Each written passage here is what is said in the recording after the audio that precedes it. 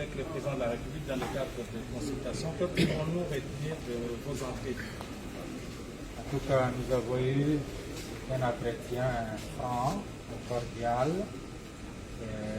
Cela a tourné autour des préoccupations que le président de la République a formulées lors de son discours du 23 octobre dernier adressé à la nation. Et comme nous avons été invités, nous avons remercié le président de la République d'avoir pensé à la conférence épiscopale nationale du Congo comme une institution pouvant donner sa contribution dans la recherche de voies et moyens de sortie de crise que connaît notre pays, la République démocratique du Congo. Et je veux dire que tout s'est passé dans une atmosphère cordiale, conviviale, franc. C'était un entretien entre responsables. L'Église a toujours été impliquée justement dans la recherche d'un compromis au niveau de la situation sociale et politique. Et cette fois, qu'est-ce que l'Église est prête à faire? Et je dois dire que l'Église a toujours été aux côtés de tout ce qui concourt au bien-être de l'homme. L'homme au cœur de toutes nos préoccupations sociales, politiques et religieuses.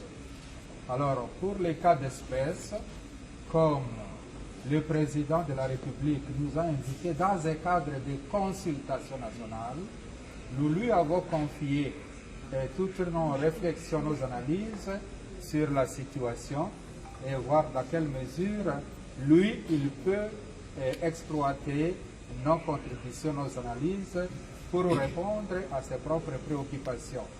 Pour faire bref, quand on est consulté, on réserve la primeur à la personne qui a pris l'initiative de vous consulter, sans verser dans l'exercice de dire ce qu'on a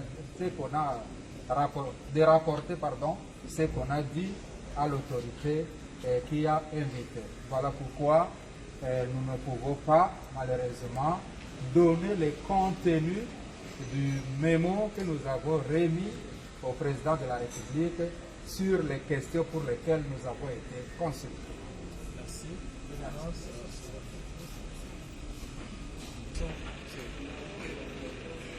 La lecture que je fais de la situation actuelle,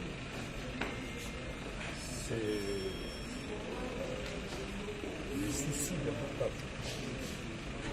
Je suis venu dans le cadre de consultation pour rapporter au président la situation dramatique que vit le peuple congolais actuellement et le remercier, le féliciter pour l'initiative qu'il a prise. En même temps que lui, le peuple attend beaucoup de ces consultations. Le peuple ne veut pas que cette consultation soit une énième consultation et que sa situation à lui, comme peuple, continue à se dégrader.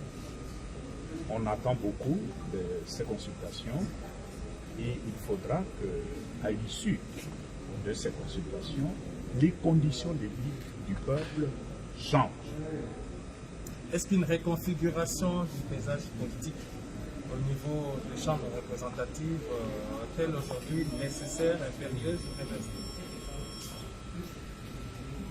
Il appartiendra au président de décider. C'est pour cela qu'il consulte. Nous ne pouvons pas dire aujourd'hui ce que le président va faire. C'est tout le fruit de cette consultation, mais nous pensons qu'il faut qu'il y ait un changement. La situation actuelle a démontré ses limites. Le peuple n'est plus au cœur des soucis de ceux qui nous gouvernent. Et quand on est dans une situation pareille, il faut que quelque chose change.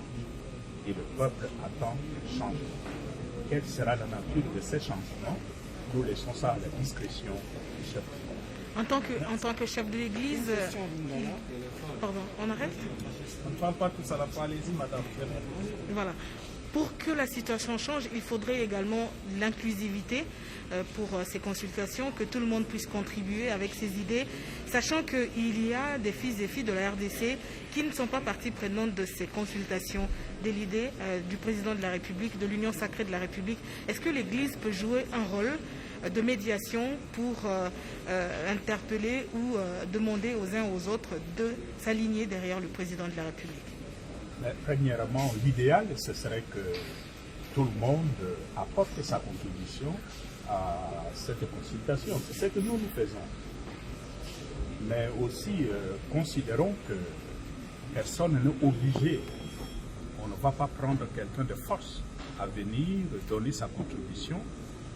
Mais nous vivons dans une démocratie. C'est aussi une majorité. S'il y a une large majorité qui a apporté sa contribution, je crois que ça peut indiquer au président le chemin dans quelle direction aller.